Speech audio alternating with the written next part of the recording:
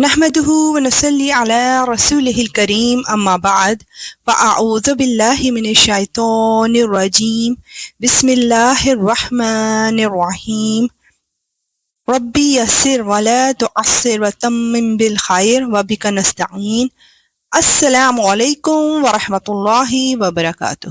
سورہ نحل میں اللہ سبحانہ وتعالیٰ اپنی ان نعمتوں کا ذکر فرما رہا ہے جنہیں ہم نارمل لے لیتے ہیں یا ہم سوچتے ہیں کہ شاید ہم یہ ڈیزرو کرتے ہیں۔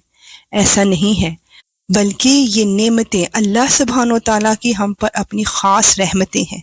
نیکسٹ آیات میں انہی مزید نعمتوں کے متعلق یاد دہانی کرائی جا رہی ہے۔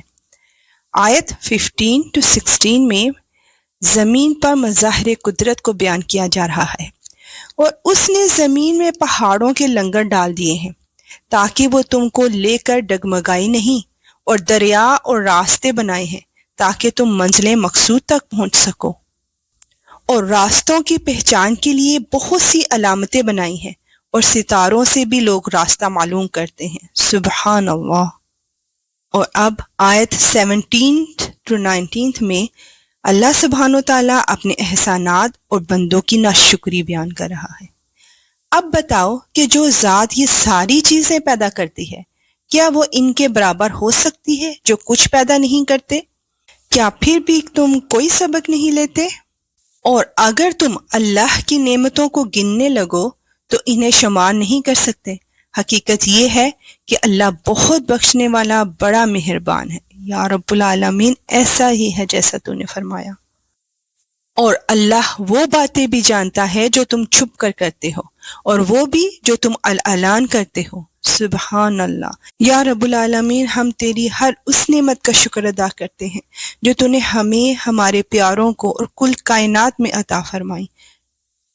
آیت 20-23 میں ایک واضح حکم دیا جا رہا ہے۔ آئیے دیکھتے ہیں کہ وہ کیا ہے۔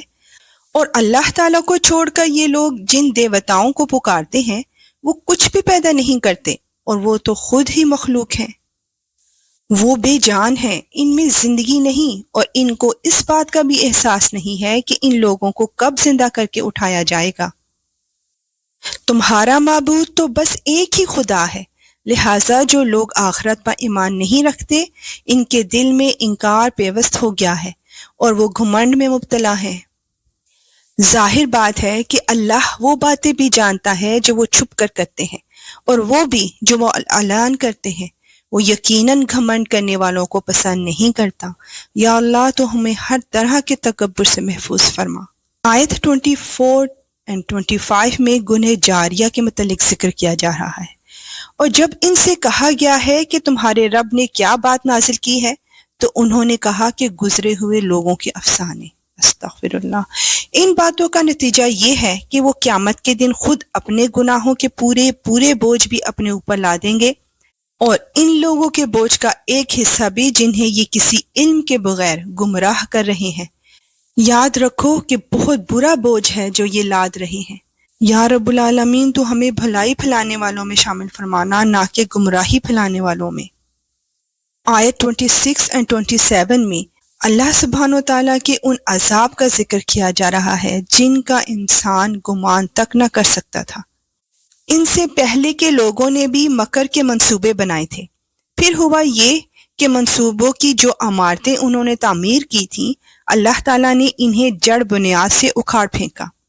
پھر ان کے اوپر سے چھت بھی ان پر آ گری، اور ان پر عذاب ایسی جگہ سے آ دھمکا جس کا انہیں احساس تک نہیں تھا۔ اللہ اکبر۔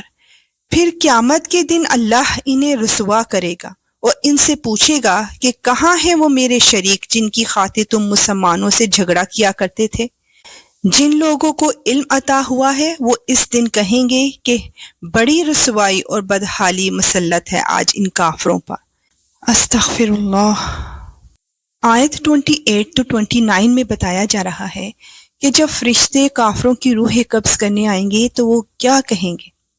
جن کی روحیں فرشتوں نے اس حالت میں قبض کیں جب انہوں نے اپنی جانوں پر کفر کی وجہ سے ظلم کر رکھا تھا، اس موقع پر لوگ بڑی فرما برداری کے بول بولیں گے کہ ہم تو کوئی برا کام نہیں کرتے تھے۔ ان سے کہا جائے گا، کیسے نہیں کرتے تھے؟ اللہ کو سب معلوم ہے کہ تم کیا کچھ کرتے رہے ہو۔ لہٰذا اب ہمیشہ جہنم میں رہنے کے لیے اس کے دروازے میں داخل ہو جاؤ، کیونکہ تکبر کرنے والوں کا یہی برا ٹھکانہ ہے۔ اللہم اجرنی من النار، یا رب العالمین تو ہمیں، ہمارے پیاروں کو اور ہمارے آنے والی نسلوں کو جہنم اور جہنم کی آگ سے محفوظ فرما، بے شک یہ بہت برا ٹھکانہ ہے۔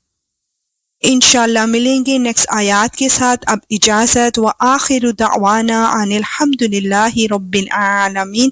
سبحانک اللہم وبحمدک، اشہد ان لا الہ الا انت، استغفرک واتوب الیک۔ السلام علیکم ورحمۃ اللہ وبرکاتہ۔